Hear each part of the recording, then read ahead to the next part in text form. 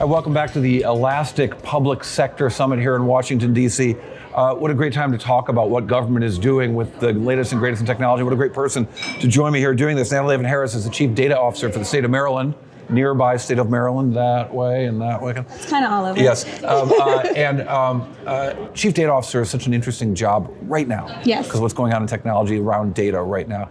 How do you approach that job? You've been in the job for less than a year? Since May, almost a year. Okay. So, yep, about 9 months. And tell me about what your sort of overarching goals are with that. Because data's different now. Data's very different now. And what I'm really focused on is how do we deliver trustworthy data and get it used, right? So my strategy and my priorities are really grounded around how do we move the enterprise in order to efficiently and effectively get that data out there?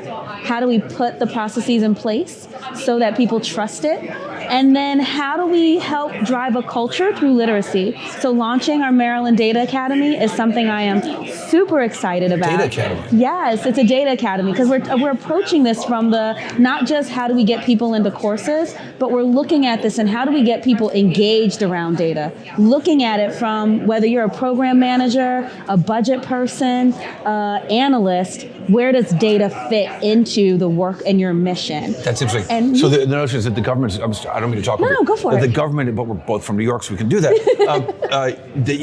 That the data is there, Yes. but not being used, but maybe not even being engaged with, but maybe encouraging people to get out there and find it and put it to use. It's almost like thinking about how do we move from data being an asset to data being a true resource.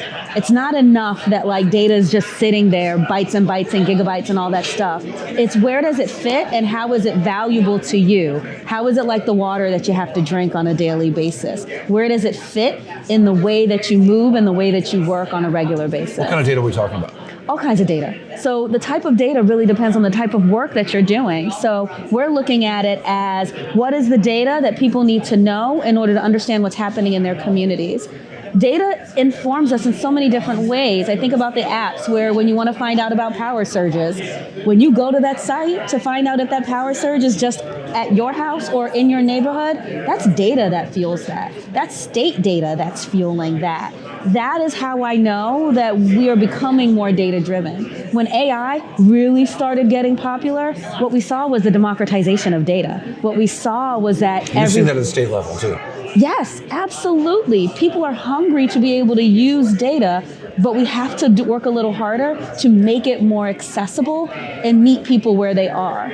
I don't need to teach everybody to be a data scientist. I want you to just appreciate data like you appreciate the internet, like you appreciate cell phones. It's so interesting because search did that initially, right? Mm-hmm. Search made it possible to find what's there, present it to you in some ways that are useful, some ways that are harder to get through, but at least you can get to it. Yeah. But AI takes it to a whole other level. Whole nother level. AI is now taking it to the point of not just passively giving you back information, it's having a conversation with you. I can give a great example of my family. We were having the debate over Tupac versus Biggie.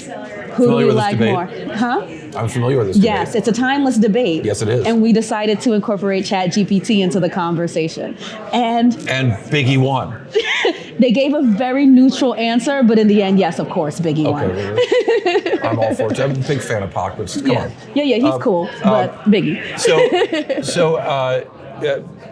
I appreciate the hip hop use. Yeah. However, I'm curious about when you were on a panel today talking about customer experience, and I'm curious about how that. Give me an example of something where you're now presenting the data in a customer experience fashion that's easier to use and more enjoyable. Sure. So one of the things that we're looking at for our open data platform is where does AI, natural language processing, fit in? So we want to get to the point where yes, chatbots are cool and good, but we want you to just be able to go to our site and like you ask a question to ChatGPT, you ask a question to Google and Gemini now, you can just ask our platform any question. And about anything? About anything. Really? And it'll give you it'll tell you what data they're using to give you an answer, and it'll give you the best possible answer it can, where it got the information, and then where additional sources can help you. Oh, what's under the hood? How does that work? Oh gosh, that's a lot to ask, and I have people on my team that will give you all kinds of answers. An overview. So the overview is we have a lot of open data from across the the state. Think about all the different agencies: Health and Human Services,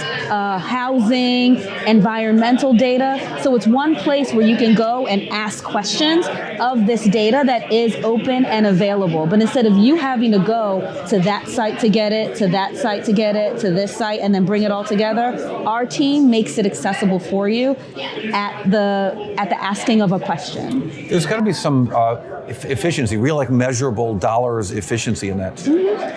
So I do not have an efficiencies dollar answer, but what I don't know specifically, but I would imagine that's the direction of this. It is. It's about optimization. So the words I tend to say are optimization, harmonizing, and modernization. Right? Like we want peace. We want data to be at peace with you, not this thing that you have to tackle. And so when we think about customer experience, I'm thinking about how do people just naturally interact with their systems, naturally interact with their devices, and how do we make data just a natural part of that conversation? To go across all those barriers, it seems like you also have got to have a different sort of structure of how the agencies work within the state. Yes. Has that happened?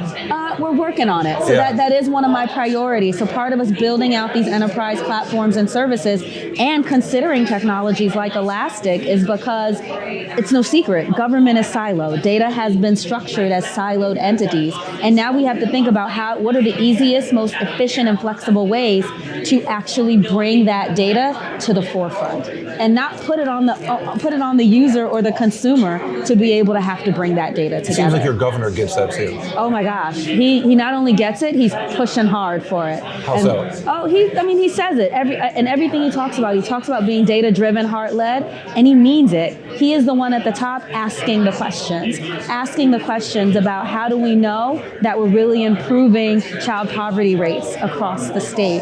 How do we know that the investments in certain programs are actually getting to the people that need it the most? He's asking the hard questions and saying, prove it to me with the data. Show me that the programs are working. Are you dealing with lots of different types of databases or lots of like all different stripes within the state government there?